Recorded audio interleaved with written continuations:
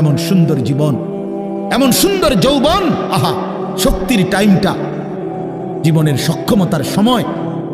ছোটবেলা তো ভাইয়া দুর্বল, বৃদ্ধ বয়সটাও দুর্বল। তোমাদের অনেক কিশোর নওজোয়ান একজনের গায়েও চাদর নাই, কিন্তু মুরব্বী সবগুলোর গায়ে চাদর। দেখো চাকায়া, এই চাচারা তোমার সব পরিচিত চাচা। অর্থ হইল এই বৃদ্ধের এই দুর্বলতা তাকে চাদর গায়ে দিতে বাধ্য করেছে। তার শরীরে শীতের অনুভূতিটা বেশি, ঠিক কিনা বলেন নাকি? কিন্তু তোমরা নওজোয়ান, তোমাদের অধিকাংশ কারো গায়ে চাদর নাই। তোমরা দেখো ভাইয়া, আমার গায়ে কোনো চাদরই নাই। তাইলে বুঝাইতে চাইলাম এই শক্তির সময় যৌবন। যুবক চাইলে পাহাড় কাইটা সমান করতে পারবে, যুবক চাইলে সাগর নদী মাটি দিয়ে ভরাট করে দিতে পারবে। একটা এলাকার যুবক ছেলেরা যদি চায়, সবার হাতে হাতে মদের বোতল পৌঁছাই দিতে পারবে। একটা সমাজের ছেলেরা যদি চায়, সবার হাতে হাতে নামাজের মুসল্লাও তুলে দিতে পারবে। অতএব ছেলেরা, তোমরা যারা যুবক আয়োজন করছো, আমি তোমাদের উৎসাহ দেই, একটু আগাও, এখানে থাইমা যাইও না। একটা মাহফিল করছি, এক ফোটলা বিরিয়ানি খাওয়াই দিছি, খালাস না বন্ধু, একটু আগাও। তোমরা আবার বসো, যে কয়জনে মাহফিলের আয়োজন করছো তোমরা আবার বসো, যে আমরা কেমনে আটটু ভালো হইতে পারি, আটটু চরিত্রবান হইতে পারি, আমরা কেমনে নিজেরা নামাজ ধরতে পারি। একটু যদি হিম্মত করো যুবক, ইনশাল্লাহ ভালো হবে। শনিবার দিন আমি আমার মাদ্রাসায়, এই শনিবারে সকাল 10টা থেকে বিকাল 4:30 পর্যন্ত, এইবারই প্রথমবার আমি আলাদা 16 বছর থেকে 30 বছরের নিচে যাদের বয়স, এই কিশোর যুবকদের জন্য আলাদা ইসলাহি মজলিসের আয়োজন করছিলাম। আমার শায়েখ আল্লামা মুফতি মুশতাকুর নবী সাহেব বয়ান করছেন, আল্লামা মুফতি আমজাদ হুসাইন সাহেব বয়ান করছেন, হযরত মাওলানা মুফতি ইউসুফ বিন ইকবাল বয়ান করছেন, আমাদের কুমিল্লা ক্যান্টনমেন্টের বড় একজন শিশু বিশেষজ্ঞ ডাক্তার মিজানুর রহমান, উনি বয়ান করছেন। আমি নিজে কিছু কথা বলছি। প্রায় 600 ছেলে এন্ট্রিভুক্ত আসছে, এখানে উপস্থিত হয়েছে 600। সন্দ্বীপে, চট্টগ্রামে আমরা প্রতি বছর সন্দ্বীপ যাই, সেখানে 4টা-5টা ছেলে ফজরের নামাজের জন্য, তারা বন্ধু কলেজের ছেলে, 4-5 জন ছেলে মাত্র। ওরা একদিন সিদ্ধান্ত নিছিল, ওরা সবসময় ফজরের নামাজ পড়তো, তো ওরা একদিন সিদ্ধান্ত নিছে যে ফজরের পরে তারা সন্দ্বীপ তো সাগরের পারে, তো সাগরের পারে হাঁটতো তারা। তো তারা একদিন সিদ্ধান্ত নিছিল আজ থেকে 1 বছর আগে, যে আমরা সকালবেলা না হাইটা চলো আমরা বন্ধুদেরকে ফজরের জন্য জাগাই, ফজরের ক্যাম্পেইন করি, ফজরের জন্য গণসংযোগ করি। এই 4-5 জন ছেলে উদ্যোগ নেওয়া শুরু করছে। ঠিক 1 বছরের মেহনতে এই গত নভেম্বর, 24 সালের নভেম্বরে আমি গেছি মাহফিলে, ওইখানে তারা আমার লিস্টেড। ফজরের পরে আমি তাদের জন্য আলাদা বয়ান করছি, তাদের আলাদা মাহফিল হয়েছে ফজরের পরে। মানে রাইতে আমি যেই প্যান্ডেলে ওয়াজ করছি, ওই প্যান্ডেলটা তারা সকালের জন্য আবার ভাড়া নিছে। বুঝেন না এই কথা? আমি ওখানে ছিলাম, আর ওখানে রাত্রে আসা যায় না, ওইটা সন্দ্বীপে স্পিডবোট দিয়ে আইতে যাইতে হয়, তো তার রাইতে আওয়ানোর সিস্টেম নাই, থাকতে হয়। এই জন্য ফজরের পরে আবার বয়ান করছি 1.5 ঘন্টা। তো ওরা, আমি বললাম এত ভোরে ছেলেরা আইবনি, কয় হুজুর আসবে ইনশাল্লাহ, আপনি দেখেন। তারা আমারে দেখাইছে কাগজে কলমে লিস্টেড করা প্রায় 4,500 ছেলে এখন ফজরের নামাজ জামাতে পড়ে। যুবক চাইলে কি না পারে, যুবক চাইলে ভাঙতে পারে, যুবক চাইলে গড়তে পারে, যুবক চাইলে বুলডোজার দিয়ে সমান করে লাইতে পারে, সমান করে ফেলতে পারে। আবার সেই ভাঙার উপরে যুবক চাইলে গড়তেও পারে। আল্লাহ তাআলা নওজোয়ানের শরীরে অসম্ভব হিম্মত দান করছে, অসম্ভব হিম্মত। এই জন্য বাপ, আমি যুবক যারা, তাদেরকে উৎসাহিত করলাম। মহান আল্লাহ পাক রব্বুল আলামিন আমাদেরকে বলছেন, আমি তোমাদের ইমানদার, ইমান নিলাম, আমি ইমান দিছি বান্দা। আমি গত বছর যখন তাবলীগের সফরে ছিলাম দিনাজপুর জেলায়, গত বছর আগস্ট মাসে 72 বছর বয়স্ক একজন হিন্দু লোককে কালেমার দাওয়াত দিছিলাম। ওনার 2 ছেলে মুসলমান, ওনারে আমি 2.5 ঘন্টা কালেমার দাওয়াত দিছি। আমরা 3 জন আলেম মিলে কত অনুনয় বিনয় করছি, কাকুতি মিনতি করছি, কাঁদছি, চোখের পানি ফেলছি। একটা বার চাচা কালেমা পড়েন, আপনার ছেলে মুসলমান, ছেলের বউ মুসলমান, আপনার নাতি নাতনি সব মুসলমান, আপনি এখনো বসে আছেন কেন? আহা, এই 72 বছর হয়ে গেছে। বুড়া মিয়া কয় আমি ওটা বলবো না। বলে নাই। আমি আমার সাথীদের কাছে, আমার 26 জন সাথী নিয়ে চিল্লায় গেছি। 16 জন আলেম, এক চিল্লা সফরে 950 মানুষ আল্লাহর রাস্তায় বের হয়েছে চিল্লার জন্য। আলহামদুলিল্লাহ, আল্লাহই করাইছে। তো বলতেছিলাম, আমি সাথীদের কাছে এসে বলছিলাম যে দেখেন, 72 বছর বয়স হয়ে গেছে, এক আল্লাহর বান্দা, তার জবান দিয়া কোনোদিন তার মালিকের নামটা বের হয়। আমারে আপনারে আল্লাহ তাআলা কত বড় তৌফিক দিছে যে আমরা কত হাজারবার, লক্ষবার কালেমা লা ইলাহা ইল্লাল্লাহ মুহাম্মাদুর রাসূলুল্লাহ এটা যে আমরা পড়তে পারি, পড়তে পারছি, এই সৌভাগ্যের কৃতজ্ঞতা কি? এটা যদি আল্লাহ আমগো জবান দিয়ে কোনোদিন না বলাইতো। কথা বলে না বাপ, এই ছেলেরা মিয়া, এই আব্বাস যারা নামাজ পড়ো না, আরে না ফরমান, তুই যদি হিন্দুর ঘরে জন্ম নিতি, তুই যদি ইহুদির ঘরে জন্ম নিতি, তুই যদি খ্রিস্টানের ঘরে জন্ম নিতি, বেটা কি হতো জীবন যদি কোনোদিন কালেমার আহ্বান না শুনতা? তুমি তো মুসলমানের ঘরে জন্ম নিয়া এভাবে ইমানকে ফেলে দিলা। মুসলমানের ঘরে জন্ম নিয়ে এভাবে নামাজকে প্রত্যাখ্যান করলা। ছি ছি ছি ছি, তোমারে দেখে তো হিন্দুও হাসবে, তোমারে দেখে তো ইহুদিও হাসবে, তোমারে দেখে তো খ্রিস্টানও হাসবে, যে দেখছো ওই নাকি শ্রেষ্ঠ জাতি, ওদের ধর্ম নাকি শ্রেষ্ঠ ধর্ম, ওদের ধর্ম কোরআন নাকি শ্রেষ্ঠ কিতাব, ওদের শ্রেষ্ঠ ধর্ম ওদেরই পছন্দ হয় না, ওদের শ্রেষ্ঠ কিতাব ওরাই পড়তে পারে না। এটা কিসের শ্রেষ্ঠ? কথা বলেন না। তাহলে আমি তো আমার ধর্মের অপমান। কথা বলেন না, আমি আমার ধর্মের অপমান না, আমি আমার কোরআনের অপমান। এজন্য তোমরা যারা বেনামাজি ছেলে, তোমরা ধর্মের অপমান। তোমাদের যাদের চুল বেঈমানের মতো, তোমরা মুসলমান ধর্মের অপমান। তোমাদের কারণে আমার ধর্ম লজ্জিত, তোমাদের কারণে ধর্ম বেইজ্জতি হয়েছে।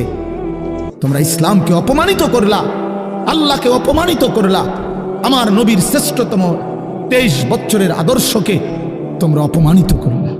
এই অপমানের বিচার আল্লাহ করবে, মনে রাখো, ছেড়ে দিবে না বাপ। আল্লাহ কোরআনে বলছে, বান্দা আমি 1 সেকেন্ড ছাড়বো না, আমি হিসাব নিব। তুমি আমারে কি মনে করছো বান্দা? বাদুগা খাওয়াইছি দেখিয়া তুমি মনে করছো আমি মাতি না? হ্যাঁ, কিটা মনে করছো? এই পেশাব পায়খানার ভাত তুমি মনে করছো আমি কিছুই বলবো না, কিছুই বলবো না। তুমি জানো না ফেরাউনকে শোয়াইছে কে? তুমি জানো না কারুনকে শোয়াই দিছে কে? তুমি জানো না নমরুদ সাদ্দাতকে নিশ্চিহ্ন করে দিয়েছে কে? তুমি শোনো নাই? তুমি আন্দাজ করো নাই আমি আল্লাহ কেমন? এই পৃথিবীর কত অবাধ্য জাতিকে আমি আল্লাহ ধ্বংস করে দিয়েছি, শোনো নাই? কই, গোটা পৃথিবীর সমস্ত আধুনিক প্রযুক্তি থাকার পরেও তো বাবা আমেরিকার ওই বেঈমানরা, ক্যালিফোর্নিয়ার লস অ্যাঞ্জেলস তাদের একটি স্টেট আগুনে দাবানলে পুরে ছাই হয়ে গেছে।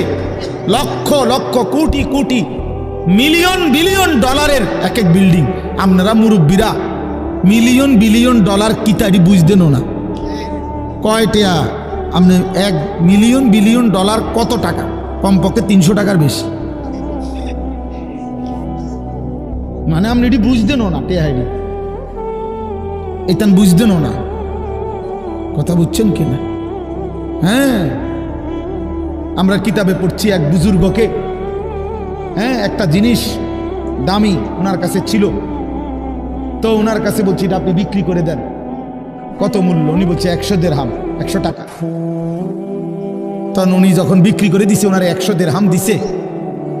তো অন্য কেউ ওনারে পরে বলছে, হায় হায় জনাব, আপনি তো বহুত বড় ঠকছেন, মাত্র 100 টাকা দাম চাইলেন, এটার দাম তো আরো অনেক। তো উনি বলছেন, আল্লাহর কসম 100 টাকার উপরে, 100 দিরহামের উপরে কোনো সংখ্যা আছে? আমার তো এটা জানা নেই, আমার তো এর উপরে কিছু জানা নাই। আমার মেজো বোনের বিয়ে যখন হয়েছিল, মেজো বোন, আমি তখন প্রাইমারি শেষ করে মাদ্রাসায় ভর্তি হয়েছি। এই সময় আমার বোনের বিয়ে হয়েছে। তো বোন জামাই যখন ওই আগে ছোটবেলায় বিয়ের দিন বোন জামাই যখন আসছে, তখন শরবত খাওয়াইছি যে গেইটে নাকি, তখন কিছু টাকা দিতে হয় না, যে শরবত খাওয়ায় তারে। তো আমারে 100টা টাকা দিছে উনি প্রথম। তো এগুলা নাকি ওনার কাছে আরো টাকা ছিল, তো এগুলো ওই আরো একটু সাফাসাফি করলে আরো দেয়, আরো কিছু দেয়, না মানলে আরো দেয়, এমনি এমনি নিয়ম ছিল। আমার 100 টাকা দিছে, আর এটা দেখে আমি একটা দৌড়ে আইয়ালাইছি। আমার পুরা মনে আছে, একটা কসম আমার পুরো এখনো মনে হইলো আর এই কথাটা। আমার একারে আমার ভাই, চাচাতো ভাইটাই বা অন্যরা এত দমকাইছে, বেউকুফ 100 টাকা লইয়া দুধ দিয়ে আইয়ালাইছ। আমি বলছি আমি তো আসলে এর চাইতে বেশি টাকা জীবনে আর দেখি নাই। তো বলতে চাইলাম, হাজার হাজার কোটি কোটি মিলিয়ন ডলারের এই বাড়ি ভবন, এগুলো পৃথিবীর সর্বাধুনিক প্রযুক্তি দিয়ে, অত্যাধুনিক প্রযুক্তি থাকা সত্ত্বেও, আধুনিক সরঞ্জামাদি থাকার পরেও বাফ আল্লাহর দেওয়া আযাবে আগুনে যখন জ্বলছে, এই কয়দিন হইল কোনো বেঈমানে 1 সেকেন্ডের জন্য আগুন নিভাইতে পারে নাই। 14,000 ফায়ার সার্ভিস কর্মী একসাথে আপনার পানি দিছে, আরো বাড়ে, আগুন আরো বাড়ছে। তার মানে বোঝা গেল বাবা, পৃথিবীর কারো শক্তি মূলত কোনো শক্তি না, আল্লাহর শক্তির সামনে, আল্লাহর ফয়সালার সামনে। আল্লাহ যদি ভালো রাখে তাইলেই ভালো থাকা। হ্যাঁ, আপনার টাকা তো আছে 1000 কোটি টাকা, কিন্তু আপনার ফেডে অসুখ, আপনি টেহা দিয়ে কিনবেন। আপনার টাকা তো আছে লক্ষ কোটি টাকা, কিন্তু আপনার তো ডায়াবেটিস, আপনি কিনবেন টাকা দিয়ে কি করবেন? আপনি 7 রাজার ধন হইলেও কি লাভ হবে আপনার? এই জন্য আমি অনুরোধ করছি, আমরা মুমিন, আল্লাহ আমাদেরকে বলছে এটাই কথা, সকলেই আল্লাহর কথা শুনবে এটা জরুরি না, এবং সবার সৌভাগ্য হবে এটাও জরুরি। আসমানের ফয়সালা, আল্লাহ তাআলার ফয়সালা। আল্লাহর কথা বলতে পারা এটাও সৌভাগ্য, শুনতে পারা এটাও সৌভাগ্য, ইন্তেজাম করতে পারা এটাও সৌভাগ্য। যালিকা ফাদলুল্লাহি ইউতিহি মান ইয়াশা। আল্লাহ তাআলা বলছেন এটা আল্লাহ তাআলার ফজল, অনুগ্রহ, দয়া। তিনি যাকে ইচ্ছে করেন দিয়ে থাকেন, তিনি যাকে ইচ্ছে। হযরতে বেলাল রাদিয়াল্লাহু তাআলা ওনার বাড়ি মক্কা মদিনা না, অনেক দূরে, কিন্তু উনি মুসলমান হয়েছেন, সাহাবী হয়েছেন। হযরতে হুযাইফা নবীজির সাহাবী, ওনার বাড়ি মক্কা মদিনা না, ইয়ামান, উনি মুসলমান হয়েছেন, সাহাবী হয়েছেন। হযরতে সালমান, ওনার বাড়ি মক্কা মদিনা না, ওনার বাড়ি ইরান, পারস্য। তো উনি সেখান থেকে আল্লাহ আনাইছেন, উনি কালেমাওয়ালা হয়েছেন। হযরত আবু হুরায়রা রাদিয়াল্লাহু তাআলা, বিখ্যাত সাহাবী, সবাই নাম জানে। আবু হুরায়রার নাম সবাই জানেন না? উনিও কিন্তু মক্কা মদিনার মানুষ না, উনি দাউস গোত্র, এটা অনেক দূরের, কিন্তু সেখান থেকে আল্লাহ ওনাকে আনাইয়া মুসলমান হয়েছেন, সাহাবী হয়েছেন। কিন্তু আবু জেহেল বাড়ির কাছে, আল্লাহর ঘর কাবার সবচেয়ে কাছে, সর্বপ্রথম বাড়ি যার কাবা ঘরের পরে আবু জেহেলের বাড়ি। জানেন এটা? আবু জাহেলের ঘরের আগে কারো ঘর নেই, কারো ঘর ছিল না, নবীজির ঘরও আরো পিছনে ছিল, সবার ঘর পিছনে। কাবা ঘরের সবচেয়ে নিকটতম প্রতিবেশী ছিল আবু জাহেল। তো কি হয়েছে? কিন্তু বদনসিব, আবুল আহাব কাছে ছিল, বঞ্চিত। এই জন্য এটা আসমানের ফয়সালা। এত কাছে থেকে বঞ্চিত হলো কেন? এত দূরের থেকে আসলো কেন? বুঝছেন না হিসাবটা? তাহলে মূলত ফয়সালাটা কার? ইউতিহি মান ইয়াশা। আল্লাহ বলছেন আমার অনুগ্রহ, আমার দয়া, আমি যাকে ইচ্ছে করে দিয়ে থাকি, আমি যাকে ইচ্ছে করে দিয়ে থাকি। এই জন্য বললাম আর কি, আমি সবাই শুনতে পারবে, শুনবে এটা জরুরি না। আল্লাহ যাকে পছন্দ করে, ইচ্ছে করে, তাকে আল্লাহ তাআলা দ্বীনের বুঝ দান করে। হাদিসের মধ্যে আছে মাইয়ুরিদিল্লাহু বিহি খায়রান ইউফাক্কিহু ফিদ্দীন, আল্লাহ যার ভালো চান, কল্যাণ করতে চান, তাকেই আল্লাহ তাআলা দ্বীনের বুঝ দান করে, দ্বীনের বুঝ দান। নবীজি বলেন ইজা আরাদাল্লাহু বিআবদিন খায়রান ইস্তা'মালাহু, আল্লাহ যখন তার কোনো বান্দার ব্যাপারে ভালোর ফয়সালা করে আল্লাহ তাআলা তাকে কাজে লাগান। সাহাবীরা জিজ্ঞেস করছে কিভাবে কাজে লাগায়, কাইফা ইস্তা'মিলুহু, হে আল্লাহ রাসূল আল্লাহ তাকে কাজে লাগান কিভাবে? তো নবীজি বলেন ইউওয়াফিকুহু লিআমালিন ক্বাবলাল মাউত, আল্লাহ যাকে ভালো চান তাকে মৃত্যুর আগে আগে নেক আমল করার তৌফিক দান করেন। এটাই তার কাজে লাগাইছে যে ঠিক আছে তোমারই দিয়ে আমি আমার সিজদা দেওয়া, তোমারই দিয়ে আমি আমার ঘরের খেদমত নেব, তোমারই দিয়ে আমি আমার কোরআনের খেদমত নেব। আল্লাহ তাকে আমলের তৌফিক দিয়ে থাকেন। তাইলে এই জন্য বললাম এটা সব সময় মনে রাখবে, আল্লাহর দেওয়া তৌফিক ছাড়া বান্দা নামাজ পড়তে পারে না। বাত আল্লাহ সবাইকে খাওয়ায়, সেজদা আল্লাহ সবাইকে দিয়ে দেওয়ায় না। দুনিয়ার প্রয়োজন আল্লাহ সকলের প্রয়োজন পূরণ করে, জন্তু জানোয়ার, কুকুর বিড়াল, সাপ বিচ্ছু, কাফের মুশরিক বেঈমান নাস্তিক মুরতাদ, এদের সকলের দুনিয়াবি প্রয়োজন আল্লাহ পূরণ করে। এই খানা পিনা পেশাব পায়খানা, হ্যাঁ জরুরত, এগুলো তো আল্লাহ তাআলা জন্তু জানোয়ারেরও পূরণ করে। কিন্তু সেজদা, আল্লাহর গোলামি, আল্লাহর ইবাদত সবাইকে দিয়ে আল্লাহ করায় না। আল্লাহ যাকে পছন্দ করে, ইচ্ছে করে, তাকেই আল্লাহ তাআলা তার দ্বীনের জন্য কাজে লাগায়, আল্লাহর ইবাদতের তৌফিক দান করে। এই জন্য এটা সবসময় মনে রাখতে হবে। নবী সাল্লাল্লাহু আলাইহি ওয়াসাল্লাম দোয়া করতেন যে আল্লাহ আমার ইবাদত, আপনার ইবাদত সুন্দরভাবে করার জন্য আপনি আমার সাহায্য করেন। আপনি সাহায্য না করলে হবে না, আপনি তৌফিক না দিলে হবে না। আল্লাহুম্মা লা মানিআ লিমা আ'তাইতা, আপনি দিলে বাধা দিবে কে? আপনি না দিলে দিবে কে? আপনাকে বাদ দিয়ে কারো কোনো চেষ্টায় কি লাভ হবে? কোনো লাভ হবে না। এই জন্য এটা অনেক বড় ইহসান, আল্লাহ তাআলার দয়া। আল্লাহ যাকে পছন্দ করে, ইচ্ছে করে, দয়া করে, আল্লাহর ইচ্ছা হয় আল্লাহ তাকে কোরআন পড়তে দেয়, দ্বীন মানতে দেয়, আল্লাহকে সেজদা করতে দেয়। আর এমনি বাকিদেরকে আল্লাহ খাওয়ায় পড়ায়, এটা একটা কমন ব্যাপার। আল্লাহ তাআলা বলছেন আমি অনুগত অবাধ্য সবাইকেই খাওয়াই, কাফের মুশরিক বেঈমান কারো রিজিক দুনিয়াবি আমি আটকাই না। এই জন্য আল্লাহ তাআলা ফেরাউনকেও রিজিক দিছে, মুসা নবীকেও রিজিক দিছে না? নমরুদকেও রিজিক দিছে, ইব্রাহিম আলাইহিস সালামকেও রিজিক দিছে। আল্লাহ তাআলা আবু জাহেল আবু লাহাবকেও রিজিক দিছে, নবী সাল্লাল্লাহু আলাইহি ওয়াসাল্লামকেও রিজিক দিছে। তাহলে দুনিয়ার প্রয়োজন সকলের পূরণ করছে, সকলের। কিন্তু আখিরাত সমান না, আখিরাত ভিন্ন। আখিরাত শুধুই ঈমানদারের, পরকালের সুখ শান্তি নিয়ামত শুধুই ঈমানদারের, শুধুই সেজদাওয়ালার।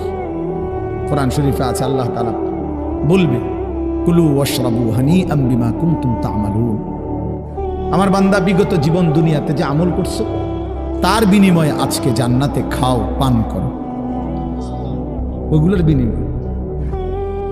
কুলু ওয়াশরাবু হানিআম বিমা আসলাফতুম ফিল আইয়ামিল খালিয়া, আল্লাহ বলেন জান্নাতীকে বলবে বান্দা নিশ্চিন্তে আরামসে দুনিয়ার জীবন যে তুমি নেক আমল করেছো তার বিনিময়ে আজকে আরামসে নিশ্চিন্তে নির্বিঘ্নে আমার জান্নাতে খাও এবং পান করো।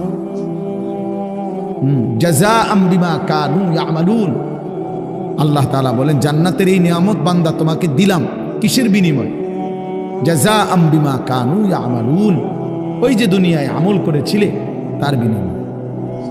এ তোমার সেজদার বিনিময়, এ তোমার রুকুর বিনিময়, এটা তোমার জিকিরের বিনিময়, আমার গোলামের বিনিময়, আমার বন্দিগির বিনিময়।